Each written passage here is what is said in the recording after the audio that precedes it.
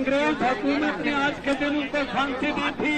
महज 23 साल और 22 साल की उम्र थी।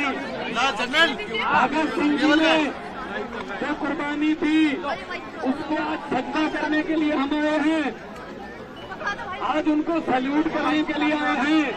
लेकिन मेरे मीडिया के साथियों को मैं कहना चाहता हूं कि भगत सिंह की कुर्बानी किस बात के लिए हुई थी? वो हुई थी भारत में डेमोक्रेसी लाने के लिए। अंग्रेज जो थे, जो ब्रिटिश एम्पायर था, वो वोट चलने नहीं देता था। तो भगत सिंह की, राजगुरु सुखदेव चंद्रशेखर आजाद, लाला लाजपत राय की लड़ाई क्या थी कि आप लोग अपने देश जाइए, हमारा देश छोड़ के चले जाइए, हम अपने देश में अपने नेता खुद चुनेंगे वोट डालकर। उनकी कुर्बानी के बाद 1947 में देश आजाद हुआ।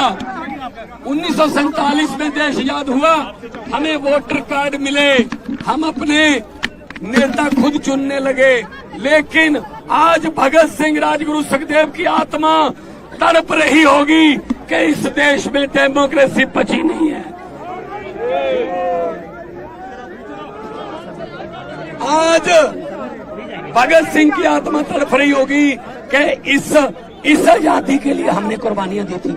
ये आजादी है कि विपक्ष को आप प्रचार न करने दो, विपक्ष को वोटों में इलेक्शन न लड़ने दो, विपक्ष के नेताओं को सीधा उठा के जेल में फेंक दो।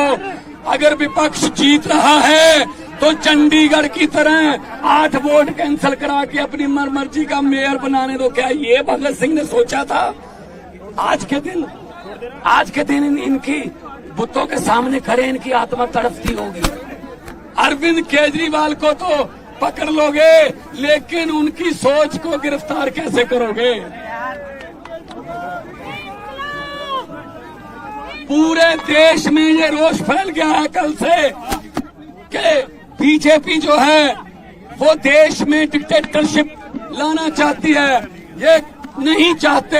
अगर दिल्ली में सरकार नहीं बनी तो दिल्ली में सरकार की चलने नहीं देनी, एलजी की चलेगी। अगर पंजाब में सरकार नहीं बनी तो गवर्नर तंग करेगा। अगर बंगाल में सरकार नहीं बनी तो गवर्नर रूल करेगा। अगर केरला में सरकार नहीं बनी तो गवर्नर रूल करेगा। अगर झारखंड में सरकार नहीं बनी, हेमंत सोरेन को गिरफ्तार करेंगे।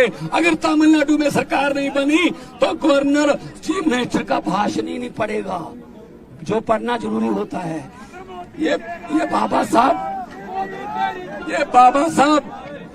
डॉक्टर भीमराव अंबेडकर का संविधान खतरे में है। आओ मेरे दोस्तों, 140 करोड़ लोगों को कहता हूँ, आओ इकट्ठे हो जाएं, वरना ये देश बर्बादी की तरफ लेके जा रहे हैं। ये सिर्फ और सिर्फ अपनी फोटो, अपने काम, बस और कोई काम नहीं। ED, CBI, supreme court, election commission, NITI Aayog किसी की बात नहीं मानते। ये क्या समझ रखा है इन्होंने देश को? ये देश किसी के बाप की जागीर नहीं है।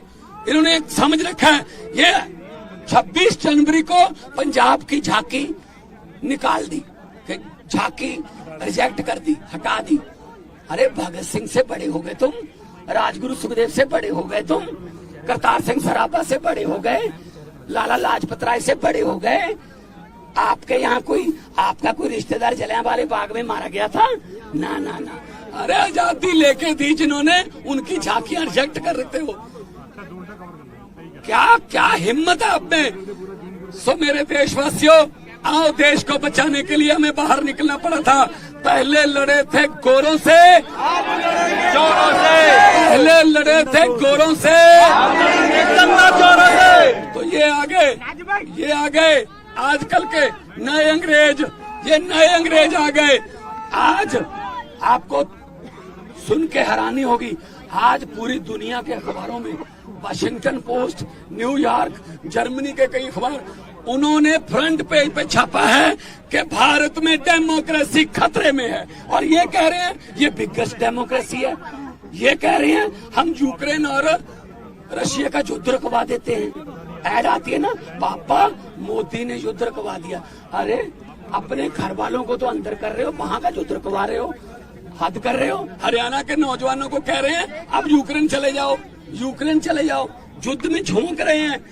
तो ये दादागिरी ये नहीं चलेगी। पार्लियामेंट में मैं यही बोलता था, अरविंद केजरीवाल बाहर आएंगे और बहुत बड़े इनकलाब के साथ बाहर आएंगे। पूरे देश में लहर फैलेगी। अरविंद केजरीवाल एक व्यक्ति नहीं है। अरविंद केजरीवाल एक व्यक्ति नहीं है। अरविंद केजरीवाल एक सोच है। आप सोच को कैद नहीं कर सकते। जब तक केजरीवाल बाहर नहीं आते सरकार कैसे चलेगी दिल्ली की? चलेगी दिल्ली की सरकार। किस तरह से चलाएंगे? कानून के मुताबिक ही चलाएंगे। कोई कानून नहीं कहता कि अगर कोई मुख्यमंत्री को ऐसे, अरविंद केजरीवाल कोई कानून नहीं कहता कि अगर कोई पॉलिटिकल वेंडेंटा के अधीन किसी मुख्यमंत्री को आप जेल में कर दोगे तो वो उसको इस्तीफा देना पड़ेगा। लो, वो तो अभी लेके गए हैं, वो दोषी साबित थोड़ी हुए हैं। सरकार चलेगी, सरकार कानून से चलाएंगे। हमारे मंत्री खड़े हैं, सब चलेंगे। लोकसभा चुनाव कैंपेन सर आप दोनों साथ दिखते थे कैंपेन में, हर कैंपेन आप दोनों साथ दिखते थे, अब कैसे अकेले सर? करेंगे, प्रचार करेंगे सारे। देखो, अरविंद केजरीवाल एक सोच का नाम है, तो जो भी प्रचार करेगा वो अरविंद केजरीवाल की सोच का ही करेगा। तो मैं साथ दिखता था, इसका मतलब ये नहीं कि मैं अकेला साथ था। करोड़ों लाखों और भी केजरीवाल है देश में। हर उम्मीदवार केजरीवाल होगा, हर उम्मीदवार केजरीवाल होगा, हर वॉलंटियर केजरीवाल होगा।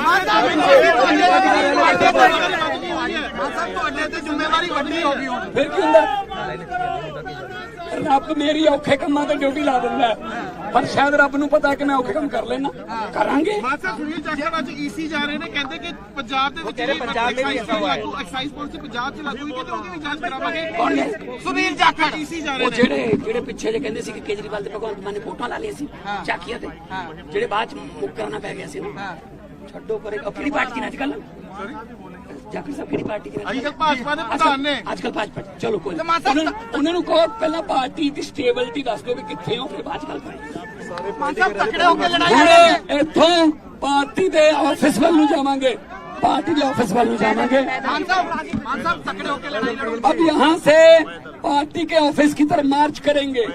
शहीद आजम भगत सिंह, राजगुरु सुखदेव को श्रद्धांजलि देके हम उनको याद करेंगे और उनकी सोच को बचाने के लिए। भगत सिंह की सोच ये थी कि मुझे कोई शक नहीं कि आजादी मिलेगी या ना, आजादी तो मिलेगी, लेकिन मुझे डर इस बात का है कि आजादी के बाद देश कौन से हाथों में जाएगा। और आज ये डर पूरा सही साबित हो गया भगत सिंह का।